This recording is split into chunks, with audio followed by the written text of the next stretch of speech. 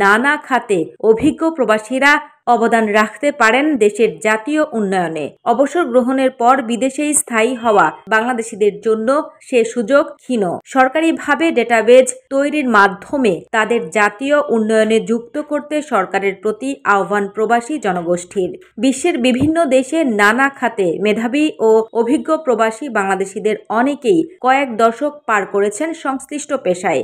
অবসর গ্রহণের পর তাদের বেশিরভাগ বিদেশেই থেকে গেলেও নিজ নিজ খাতে দীর্ঘদিনের অভিজ্ঞতা নিয়ে যুক্ত হতে চান দেশের উন্নয়ন কার্যক্রমে। প্রবীণ অভিজ্ঞ প্রবাসী বাংলাদেশিদের দেশে সংশ্লিষ্ট খাতে যুক্ত করতে সুযোগ সৃষ্টির পরামর্শ প্রবাসীদের। আবুধাবি কমিউনিটি নেতা আব্দুল সালাম তালুকদার বলেন, এখানে যারা বিভিন্ন সেক্টরে অবসর নিয়েছে তারা তো অনেক এক্সপিরিয়েন্স। আমার মনে হয় তাদেরকে বাংলাদেশে নিয়ে কাজে লাগালে বাংলাদেশ বেশ উপকৃত হবে। অন্তর্বর্তী সরকারের বিভিন্ন পরিকল্পনায় নানা পর্যায়ে কাজের সুযোগ পেয়েছে বিদেশি বেড়ে ওঠা অনেক প্রবাসী। বিদেশ ফেরত কর্মকর্তারা নিজেদের অভিজ্ঞতা কাজে ইতিমধ্যে প্রশংসিত হয়েছেন। এরই ধারাবাহিকতায় অবসরপ্রাপ্ত অভিজ্ঞ প্রবাসীদের আরো বড় পরিসরে জাতীয় জনবলে যুক্ত করার আহ্বান সংযুক্ত আরব আমিরাতের বাংলাদেশি প্রবাসীদের। আবুধাবি বাংলাদেশি সমিতির সভাপতি মোয়াজ্জেম হোসেন বলেন, আমার মনে হয় আমরা যারা এখানে বিভিন্ন পর্যায়ে থেকে অবসরে গেছি, অয়েল বা গ্যাস ফিল্ডে যারা